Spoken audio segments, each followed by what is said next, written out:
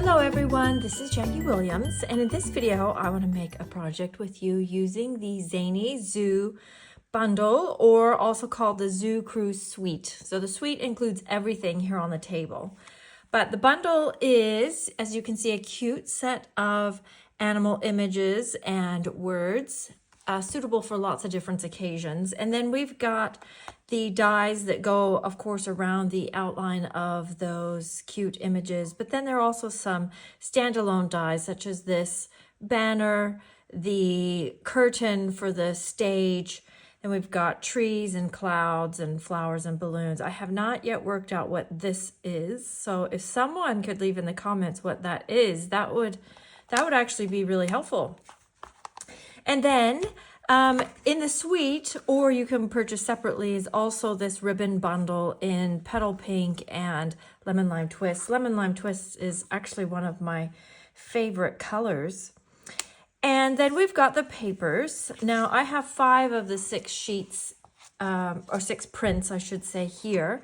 And you can see that on one side we've got those cute animals again, and then on the other side just some really basic black and white prints. And then I've got this one. This is all I have left of this particular print.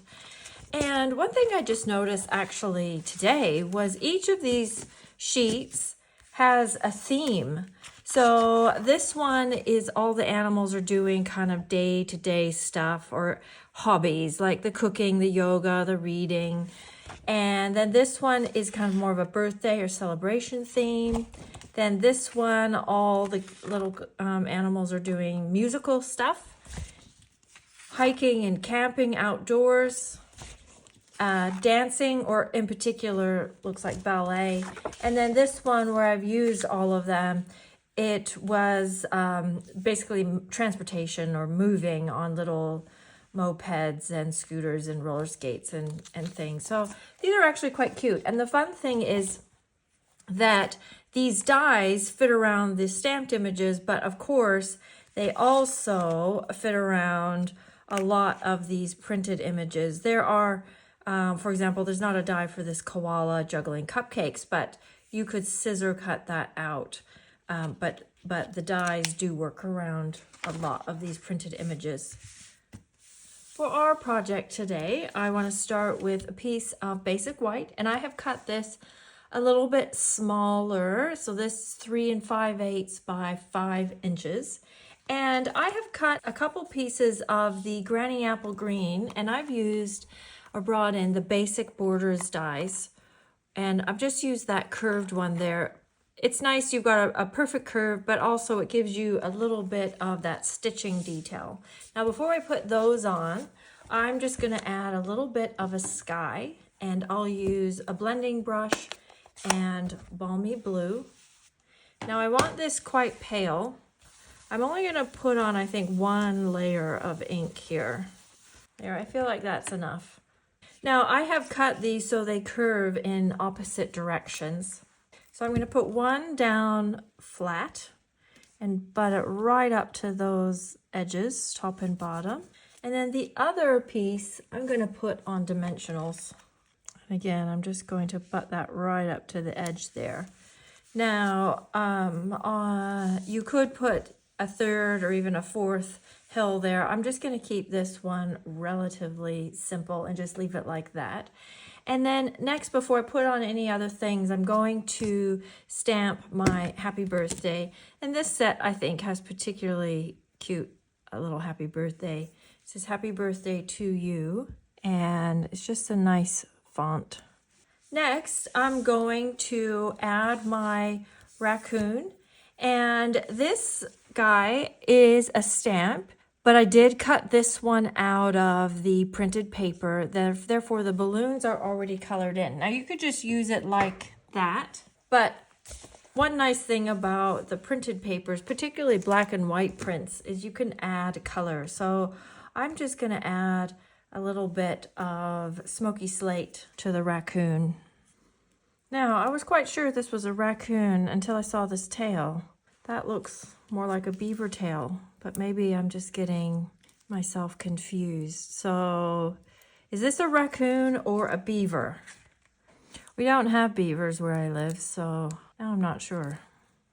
And then I'm just going to place this guy somewhere in my hills. I think I'll put him here.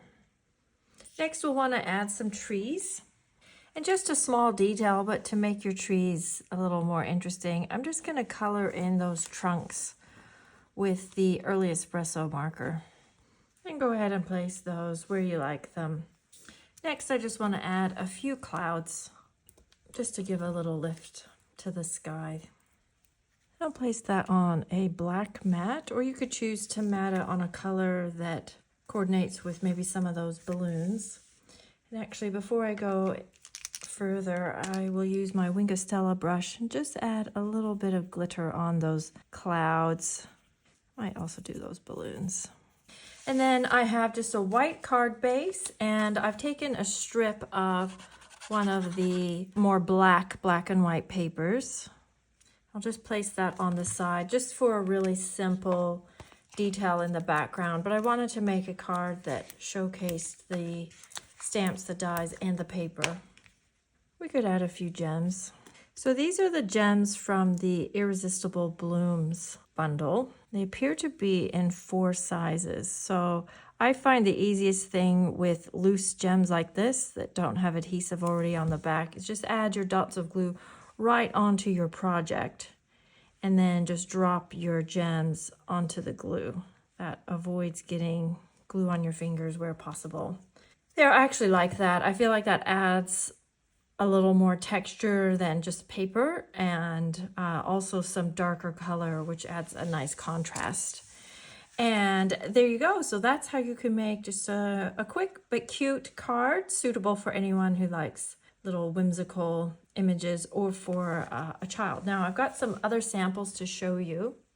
So here's the same card that I made earlier, but this time I used the alligator. And this one I actually stamped and colored in, so it's not the one from the paper, and just slightly different colors and a few different details there. Here I did 3 hills. I think I like where you can see more clearly that it's curved. Here there's maybe a little too much green, but that's just my opinion. And I'll share with you, this is a swap I received from Carol Nordquist, who also I consider a friend. So this is really kind of what inspired or was my inspiration piece for these particular samples. And then I'll share with you just a few other swaps I received, and then share with you some things I've my own work. So this is one from Stella McKay. And then this swap is a fun fold swap that actually didn't have any name on it, so I don't know who made this one. And this one is Robin Schertzer. Just move those out of the way. And then this swap is from Melissa Faust. And I'll just show you this swap from Robin. This one is actually a fun fold as well. It's got these nesting layers.